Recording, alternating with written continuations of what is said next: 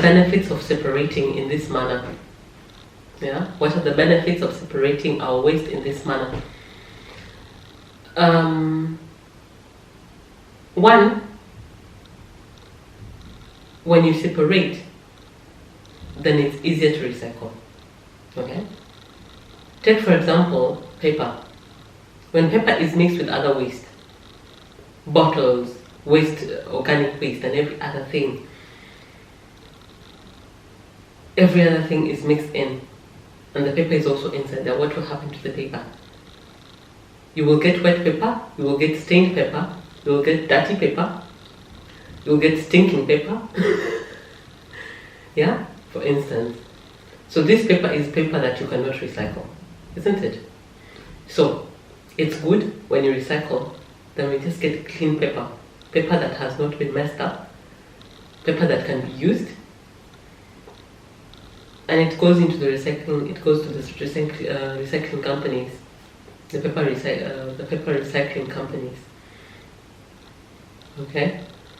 So it's easier when you separate organic and every other thing. Yeah, you get pure organic waste, which you can use for the farm. You make compost manure and use it for your maybe small garden or something like this, or the city or the companies that do organic manure or organic waste. You know, for instance, the city here in Berlin, they use the organic waste to create biogas. So you see, it is separated, and this is really done mostly in a very efficient way, especially also in the households. People do it. So at the organic biotoner, organic container outside there, I will show you this. It is just organic waste. So they take this organic waste and make biogas. I am not sure if they do any other thing with it, or the companies that buy it from them so that they can make organic manure. But it's good if a company can just get real organic waste, and you don't need to go separate, and you don't need to use so much mechanization or machines to separate, or the tiny components that are not organic, which is a real difficult job. So you might need serious machines that can pick tiny things like a broken glass, or like a, what can I say, like small pieces of metal, you know, so that you can make organic manure that can go into a farm, because this is going into food. Okay, so it's good.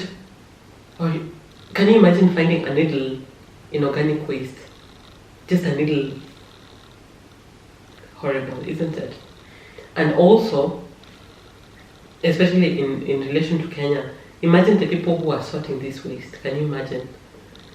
They have all these things all mixed up, and though they are the people of, you could say, some of them are scavengers, some of them are the boys who live in the streets who are looking for some small money to survive.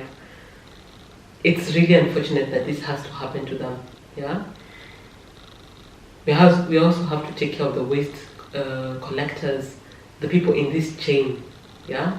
Some of them might be even the workers of the city. Yeah, who have to do some of this sorting. And some of them are not. They don't have a protective cover. You know, like protective equipment, like gloves and whatnot. Proper protective, especially these young boys, the scavengers. They don't have this. The city people might have this, but imagine these young boys who might not have this. It's really terrible. And it's something that we need to look at as a society. It's good to do this, so that these people who are working in this sector don't have a really hard time. Yeah. So that they don't have to touch things that they don't need to touch. They don't have to get hurt, like get cut with just a piece of glass that was inside the waste. It's really unfortunate. So I think it's something good to do. that benefits the people in this chain. Another thing is that separating the waste also creates avenues for opportunities, for jobs, for many people in the waste management chain. Yeah, when you separate, then it's easier for recycling, and therefore it creates opportunities for recycling. So you find youth groups who are doing paper waste, collecting paper waste, youth groups who are also doing plastics, youth groups who are collecting glasses, and yeah, so it creates avenues for young people, for jobs, you know. But when the waste is not separated, trust me, it's really hard to sort this waste and make them into different streams, get them into their particular streams, into their specific streams. It's very difficult. Therefore, it will be almost impossible to separate some of this waste. So what happens? All the waste is lumped up together and it's taken to the landfill. Okay? Because who's going to separate this huge amount of waste? For example, Nairobi has like, I think over 3 million people, maybe 4 million. Who's going to separate this organic waste? Yeah, if it's not separated, really, who? So what happens is that because there's no capacity to separate it and no machinery to do it, it's all lumped up and taken to the landfill. And right now, the world, there's not much space. Yeah, there's not much space where you can just have a land to throw your waste and cover it up and go dig up another piece of land to cover up waste again. There's not much land in the world right now, and in our cities especially, we don't have land. So when the landfill fills up really fast, we need to get another land, yeah, to dig up and hide our waste or cover our waste inside that land. And what happens? Yeah, it's just like a vicious cycle. And that land is now land that cannot really be used, you know, in proper sense. You know, it cannot be used. This is now a landfill, and it's not even a proper landfill. It's actually a dangerous place. Yeah, this is just like a dump site.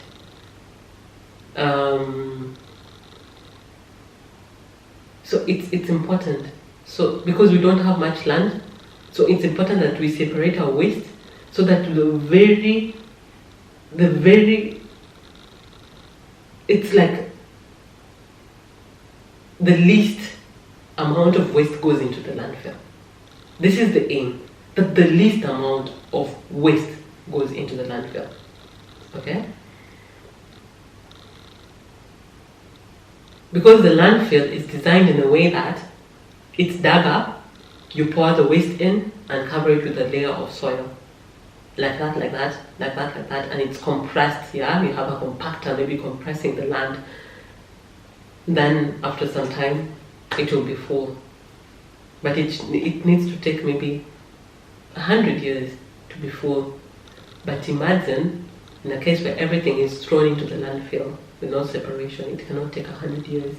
It may take 5 years and the landfill is full and you're looking for another piece of land to do this again, which is land pollution in another sense, okay?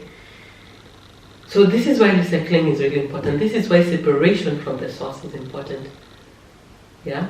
Because you cannot bet on the companies to separate them. This is a really hectic job to do if you don't have the machinery and the labor force to do this.